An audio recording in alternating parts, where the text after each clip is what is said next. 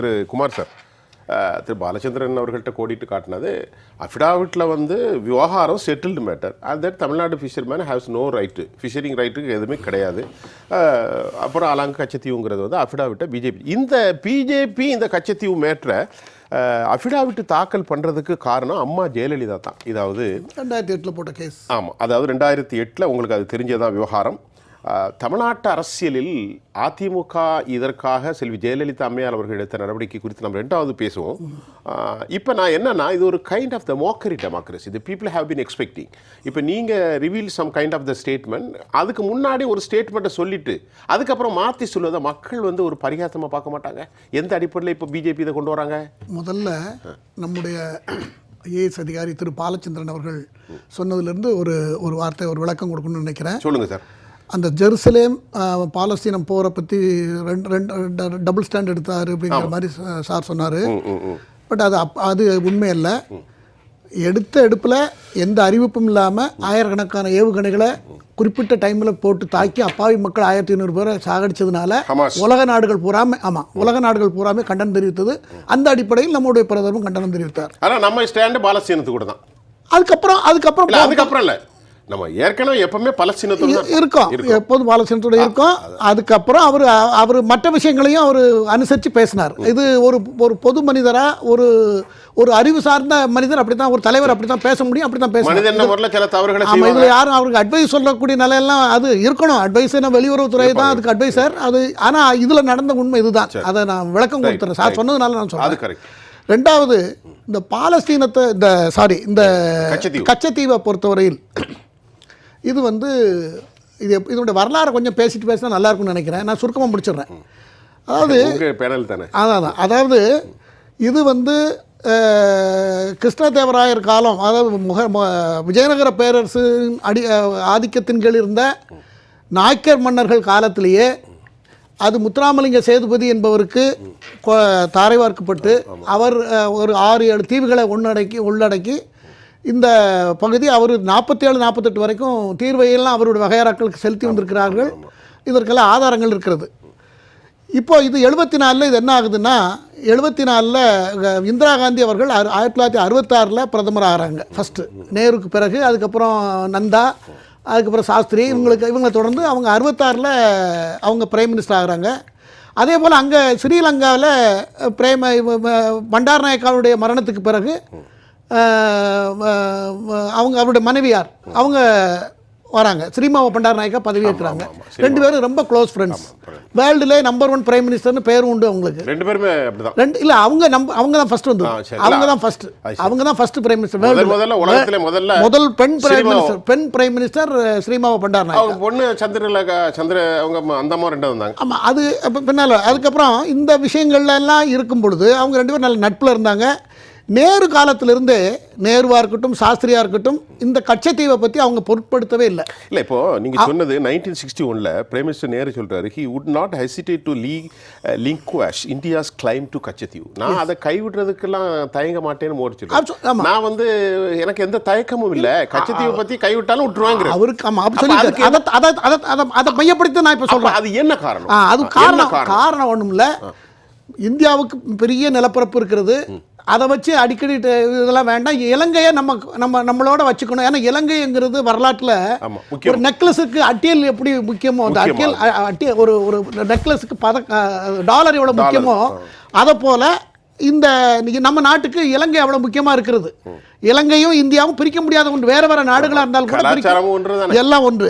ஆகையினால அந்த இலங்கையை நம்மளோட வச்சுக்கணுங்கிற ஒரு காரணமாக இருக்கலாம். ஒரு நீண்ட சர்வதேச அளவில் ஒரு பெரிய மனுஷன் அப்படிங்கிற ஒரு பெருந்தன்மையான முடிவெடுத்தவர் நேருங்கிற பேருக்காக இருந்திருக்கலாம். 300 ஏக்கர் தானே நேரு அப்படி எடுத்ததுனால, சாஸ்திரி அப்படி எடுத்திருந்திருக்கலாம், இந்திரா காந்தியும் அதை ஃபாலோ பண்ணியிருக்கலாம். அதுக்கப்புறம் சினிமா பண்டாரநாயக்க காலத்தில் அது முடிவுக்கு வந்துட்டது. அந்த டைமில் சர்க்காரியா கமிஷன் கேஸ் வேறு இருக்குது. யாருக்கு? கருணாநிதி அவர்களுக்கு சர்க்காரியா கமிஷனுக்கு மேலே எதிரான 71 பங்களாதேஷ் இஷ்யூ, அதை சரிப்படுத்தினாங்க. அதுக்கப்புறம் எமர்ஜென்சிக்கு அப்புறம் 42nd அமெண்ட்மெண்ட்டு, பல முடிவுகள் எடுத்தாங்க அந்த டைமில். அதில் இது ஒரு முடிவு. அந்த முடிவில் தான் இந்த கச்சத்தீவு வந்து. ஆனால் இதில் என்ன இஷ்யூ, மெயின் இஷ்யூன்னா, திமுக கலைஞர் அவர்களுக்கு தெரியாது, எங்களுக்கு இது தெரியாமலே பண்ணிட்டாங்கன்னு சொல்றது 100% தவறு, பொய் பிரச்சாரம்.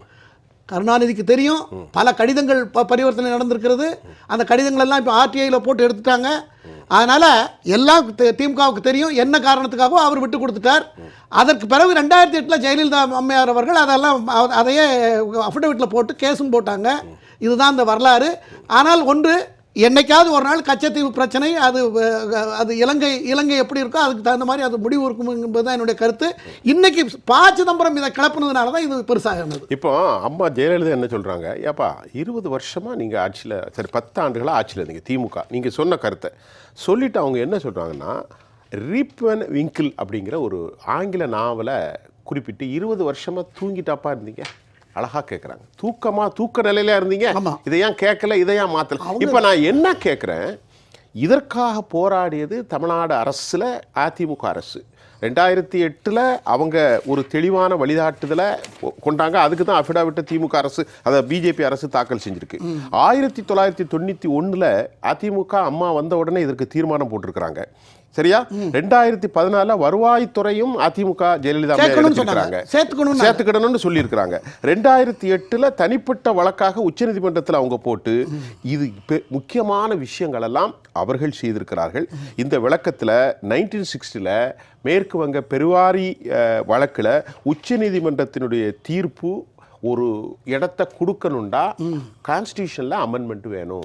இப்ப கருணாநிதிட்டையும் சொல்லல, கான்ஸ்டியூஷன்லயும் அமெண்ட்மெண்ட் இல்ல, கேவல் சிங் எப்படி போட்டார் ஐயா அப்படிங்கிற ஒரு கேள்வி வரும்ல.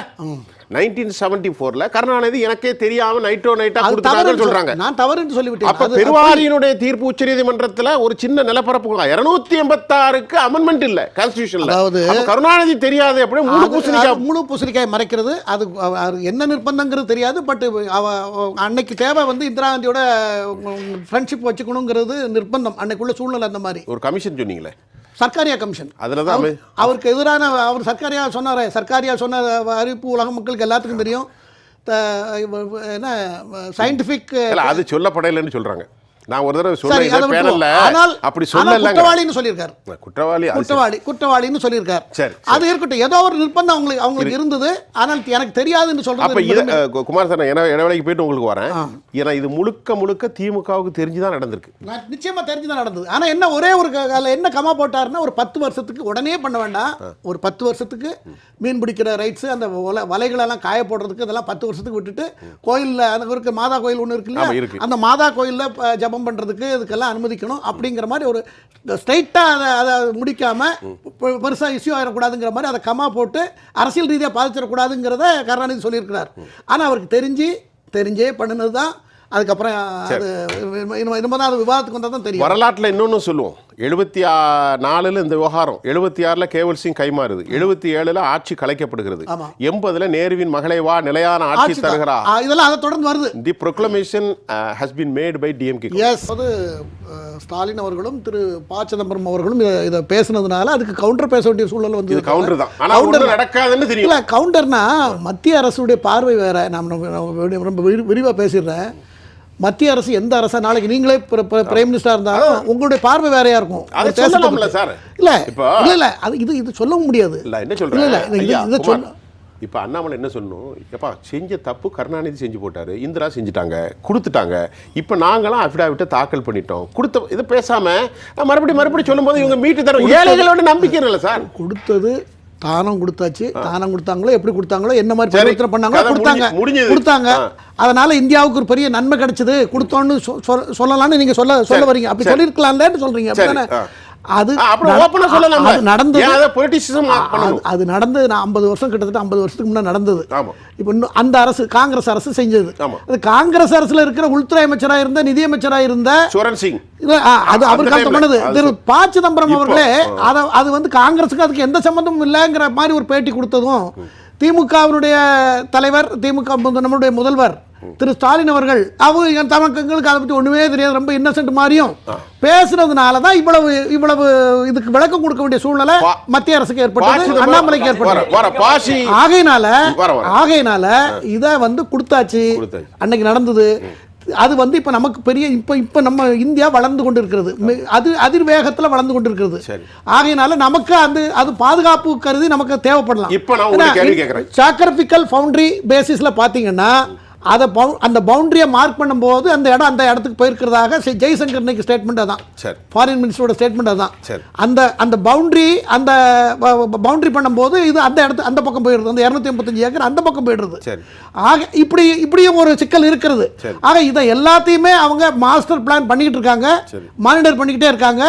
அது வந்து அடுத்த முறை பிரதமர் அமர்ந்த உடனே இந்த விஷயத்துக்கு சிவியரான நடவடிக்கை எடுக்கப்படுங்கிறது எனக்கு தெரிஞ்ச அன்அஃபிஷியல் நியூஸை வச்சு நான் உங்களுக்கு சொல்றேன். இதுல ஜெயா நியூஸ்ல நான் சொல்றேன். இதெல்லாம் பதில் இவங்க எல்லாம் 2 பேர் சொன்னதுக்காக பதில் கொடுத்தது தான் இதான் நடந்துட்டு. உருப்படியா ஒன்றும் நடக்க போறது இல்லை, உருப்படியா ஒன்றும்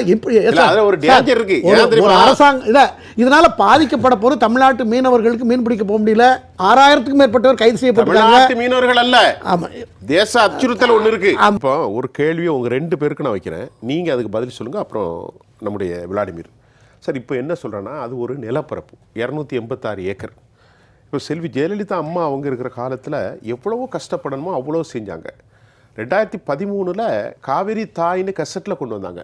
தமிழகத்திற்காக வரல. நீங்கள் உங்களுக்கு மாற்று கருத்து இருக்கலாம், அம்மையார் ஜெயலலிதாவின் மீது அரசியல் ரீதியாக உங்களுக்கு மாற்று கருத்து சொல்லலை, எல்லாம் செஞ்சு முடித்தாங்க, எல்லாமே டாக்குமெண்ட்ஸ் எல்லாம் போயில்லை. இப்போ நான் என்ன கேட்குறேன், அந்த நிலையில் பண்டித ஜவஹர்லால் நேரு எனக்கு ஹெசிடேஷன் எதுவும் கிடையாது, நான் விட்டு கொடுக்குறத பற்றிலாம் ஒன்றும் இல்லைன்னு சொன்னார், அதெல்லாம் முடிஞ்சுது.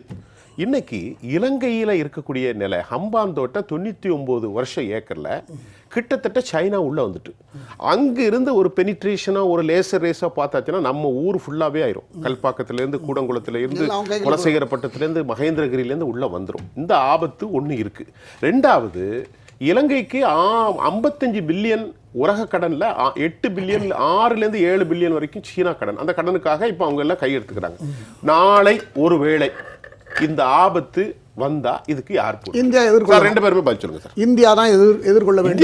இந்தியா தான் இந்த ஆண்டு இந்தியாவினுடைய டிஃபென்ஸுக்கு ஒதுக்கி இருக்கிற பணம் உலகத்திலே எந்த நாடும் ஒதுக்காத அளவுக்கு பணம் ஒதுக்கி இருக்கிறதுக்கு ஒரு முக்கிய காரணம் நம்முடைய நாட்டினுடைய வல்லமை, இராணுவ வல்லமையை இன்னும் பல மடங்கு பெருக்க வேண்டும் என்பதுதான் நோக்கம். வேற சத்தியாகிரகம் பேசிட்டு நம்ம சத்தியாகிரகம் இது வேலைக்காகாது. சத்தியாகிரகத்தை பேசிட்டு நம்ம அது வே ஆஃப் லைஃபுக்கு சரியா இருக்கலாம். நாட்டை பாதுகாப்பதற்கு இராணுவ வல்லமை அவசியம், நவீன ஆயுதங்கள் அவசியம். எல்லா ஆயுதங்களையும் நாமளே உற்பத்தி பண்ணுறோம். நம்மக்கிட்ட 38-40 நாடுகளுக்கு மேலே நம்மக்கிட்டே ஆர்டர் பண்ணியிருக்காங்க. உலகத்தில் நவீன ஆயுதங்கள் அத்தனையுமே நம்ம தயார் பண்ண போகிறோம். ஆக அபார வளர்ச்சி வரப்போகுது. அந்த வளர்ச்சியை வந்து சைனாவையும் நம்மளே இப்போ இன்னைக்கு லெவலில் கம்பேர் பண்ணோம்னா 4th ஒன்று கூட நமக்கு கிடையாது எல்லா விஷயத்திலையும். அவங்க 18 ட்ரில்லியன் இருக்கும், நாம வந்து 3 நாள்ல கிடக்கும். ஆமா இருக்கும். அதனால இதெல்லாம் மனசுல வைத்து இதெல்லாம் அதாவது பிரசன்ஸ் ஆஃப் மைண்டோட இந்த அரசு செயல்பட்டு கொண்டிருக்கிறது. அந்த அரசை மக்கள் ஆதரிக்கணும், அந்த அரசை திரும்ப அமர வைக்கணும். அதால நாட்டுக்கு பெரிய இதோட ஒரு தேர்தல் பிரச்சாரம் செய்யறீங்க. இல்ல நான் இருக்க சொல்றேன், நான் ஆதரிக்கிறதுக்கு நோக்காதான் சார். அரசியல் கட்சி 5 வருஷத்துக்கு இல்ல, அந்த அரசை ஆதரிக்கணும், அந்த அரசு அதான் நோக்கம். எனக்கு நோக்கம் தான். எனக்கு யாரா இருந்தா 5 வருஷம் நாடு நம்மளுது, மறுபடியும் மோடி வரணுங்கிறீங்க. இல்ல யாரா மோடி வரலாம், மோடி இல்லைன்னா மோடிய மாதிரி ஒருத்தர் வரணும். காங்கிரஸ் வருமா?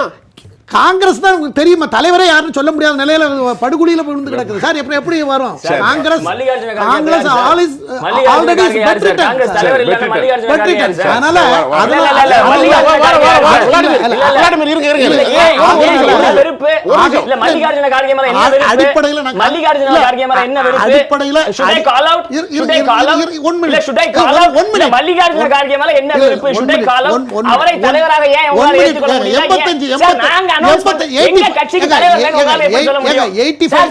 நாங்க கட்சிக்கு தலைவர் வச்சிருக்கோம், நீங்க தலைவர் இல்லன்னு எப்படி சொல்ல முடியும்? நீங்க தலைவர் நீங்க யார வேணா அவர் என்ன சொல்றாரு?